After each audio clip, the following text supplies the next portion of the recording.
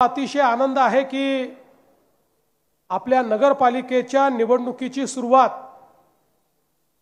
आणि प्रचाराचा नारळ हा अतिशय प्रमुख असं देशातलं ज्योतिर्लिंग असलेल्या श्री त्र्यंबकेश्वर महादेवाची आराधना करून तिथल्या गणेशापुढे हा नारळ वाढवलेला आहे आणि तो नारळ वाढवून मी आपल्यापर्यंत या ठिकाणी आलेलो आहे। खरं म्हणजे आपल्याला कल्पना आहे की आई गोदावरी ही आमच्या संस्कृतीची वाहक आहे। गंगेच्या आणि गोदेच्या तीरावर आमची सनातन संस्कृती उभी राहिली आहे आणि आज जगातील सर्वात प्राचीन संस्कृती म्हणून या सनातन संस्कृतीला पाहिलं जातं आणि या सनातन संस्कृतीमध्ये आमच्या ज्योतिर्लिंगांचं महत्त्व हे अनन्यसाधारण आहे आणि देशामध्ये महाराष्ट्र एकमेव असं राज्य आहे की ज्या ठिकाणी 5 ज्योतिर्लिंग आहेत आणि त्र्यंबकेश्वरांसारखं एक आद्य ज्योतिर्लिंग जिथनं आई गोदेनी प्रकट होऊन आपल्याला आशीर्वाद दिलाय आणि खऱ्या अर्थानं सुजलाम सुफलाम भूमी करण्याकरता आई गोदावरीने ज्या ठिकाणी अवतरण केलाय अशा प्रकारची पुण्यभूमी आहे। प्रभू श्रीरामांच्या पदस्पर्शाने पावन झालेली, हनुमंतांच्या विचरणाने पावन झालेली, आई सीता आणि लक्ष्मणांच्या पदस्पर्शाने पावन झालेली अशा प्रकारची भूमी आणि या भूमीमध्ये खऱ्या अर्थानं आज आपल्यामध्ये आलो असताना मला अतिशय आनंद होतोय। बंधू भगिनींनो, 2 तारखेला मतदान आहे आणि या मतदानाच्या माध्यमातून पुढच्या 5 वर्षाकरता आपला कारभार कोणाच्या हातामध्ये द्यायचा याचा निर्णय आपण करणार आहोत।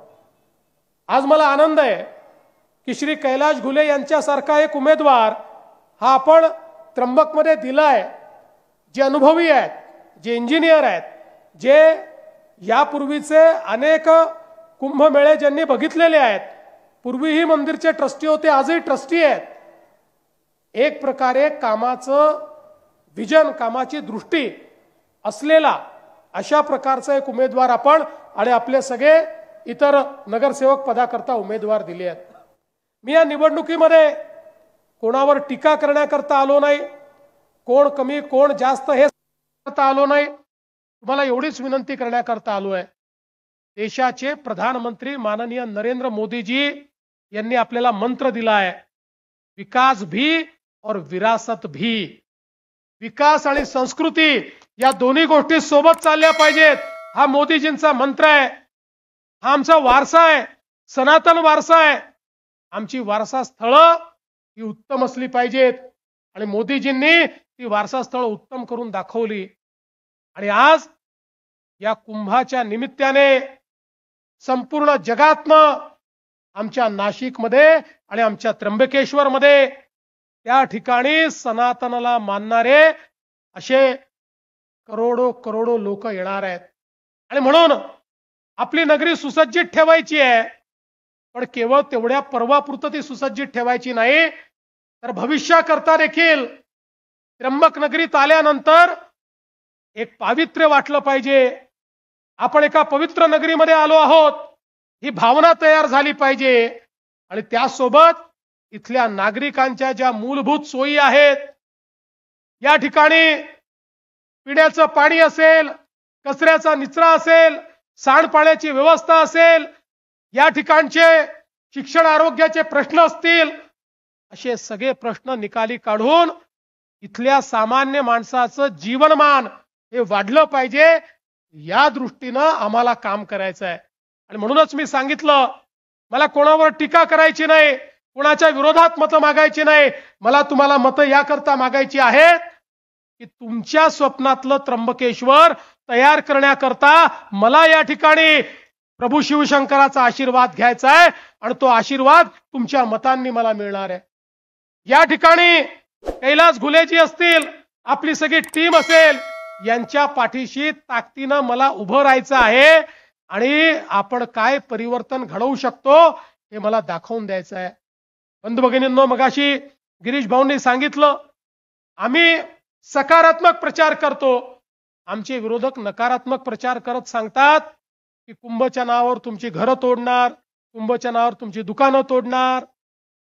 खरं म्हणजे मला स्पष्टपणे सांगितलं पाहिजे की या ठिकाणी कोणालाही विस्थापित करण्याकरता आम्ही आलेलो नाही। विस्थापना आपल्याला करायचीच नाहीये, स्थापना करणारे आपण लोक आहोत।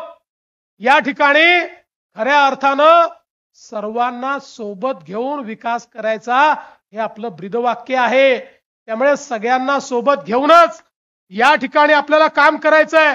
आणि म्हणून आपण कुंभाच्या निमित्ताने पिण्याच्या पाण्याची योजना तर घेतली, पण ती 12ही महिने त्र्यंबकेश्वरच्या लोकांना 24 तास पाणी मिळेल एवढं पाणी या ठिकाणी आणण्याचा आपला प्रयत्न आहे। कुशावर्ताला स्वच्छ पाणी असलं पाहिजे हा आपला प्रयत्न आहे। इथले रस्ते हे चांगले राहिले पाहिजे, त्याच्यावर खड्डे पडू नये अशा प्रकारचे रस्ते झाले पाहिजे हा आपला प्रयत्न आहे। या ठिकाणी आरोग्याची सेवा ही उत्तम असली पाहिजे हा आपला प्रयत्न आहे।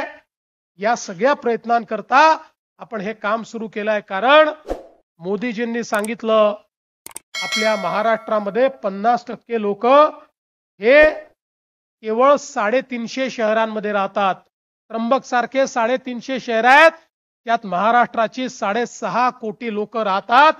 या 6.5 कोटी लोकांकरता हे 350 शहर जर आपण सुधरवू शकलो, त्या ठिकाणी आपण जीवनमान उंचवू शकलो, तर निश्चितपणे एक मोठं परिवर्तन आपण करू शकणार आहोत। आणि त्या दृष्टीने आमच्याकरता ही निवडणूक आहे। म्हणून मी तुम्हाला एवढीच विनंती करण्याकरता आलो आहे की आपल्या शहराच्या भविष्याकरता, आपल्या पुढच्या पिढीच्या भविष्याकरता आज या ठिकाणी एक अतिशय सुंदर अशा प्रकारचं शहर घडवण्याकरता आणि खऱ्या अर्थानं संपूर्ण भारतामध्ये ज्या शहराकडे लोकांचं लक्ष असतं, जिथे येण्याची प्रत्येक या ठिकाणी हिंदू समाजातल्या प्रत्येक व्यक्तीची इच्छा असते, ते शहर तसं साजेसं झालं पाहिजे हा आमचा प्रयत्न आहे। आज एवढी सगळी महंत मंडळी या ठिकाणी आहेत, त्यांनाही मी आश्वस्त करू इच्छितो की त्यांनाही हे जे काही आपल्याला सिंहस्थाचं आयोजन करायचं आहे, या आयोजनामध्ये मी नेहमी सांगतो हे सरकारचं आयोजन नाही आहे, सरकार व्यवस्था करणार आहे। या कुंभाचं आयोजन संत आणि महंत करणार आहेत, आमचे आखाडे करणार आहेत। हे खरे आयोजक ते आहेत, त्यांनी देशभरातनं लोकांना निमंत्रित केलेलं आहे, ते या ठिकाणी सगळे पर्व पार पडणार आहेत। त्या पर्व पार पडण्याकरता ज्या व्यवस्था करायच्या आहेत त्या व्यवस्थांमध्ये आम्ही कुठेही मागे पडणार नाही। सगळ्या प्रकारची व्यवस्था ही त्या निमित्ताने आपण पूर्ण करू। आज या निमित्ताने इगतपुरीच्या आपल्या उमेदवार मधुमालती मेंद्रेजी त्या देखील या ठिकाणी आले आहेत। तिथले आपले सगळे जे नगरसेवक पदाचे उमेदवार आहेत तेही या ठिकाणी आलेले आहेत। अतिशय चांगले अशा प्रकारचे ज्यांना विकासाचा अनुभव आहे, ज्यांनी नगरपालिका कशी चालवायची हे बघितलेलं असं नेतृत्व त्या ठिकाणी आहे। आणि मी तुम्हाला सांगतो इगतपुरीलाही एक अतिशय सुंदर अशा प्रकारचं पर्यटन स्थळ आणि अतिशय सुंदर असं इन्फ्रास्ट्रक्चर हे तयार केल्याशिवाय आम्ही थांबणार नाही हा विश्वास मी देतो। आणि म्हणून आपल्या सर्वांना विनंती करतो, आपल्याला कल्पना आहे की आपलं चिन्ह कमळ आहे, आपलं कमळ हे लक्ष्मीचं कमळ आहे, आपलं कमळ चिखलात उगवणारं कमळ आहे, आपलं कमळ हे मोदीजींचं कमळ आहे आणि हे कमळ परिवर्तन घडवणारं कमळ आहे। त्यामुळे 2 तारखेला जिथे जिथे कमळाची बटन दिसेल त्या त्या ठिकाणी कमळाची बटन दाबा। तुम्ही कमळाची बटन दाबली की पुढच्या 5 वर्षाकरता तुमच्या भविष्याची गॅरंटी आम्ही घेऊ, तुमच्या भविष्याकरता श्रम आम्ही घेऊ हा विश्वास तुम्हाला देतो आणि माझं बोलणं संपवतो। धन्यवाद। जय हिंद, जय महाराष्ट्र, जय त्र्यंबकेश्वर महादेव।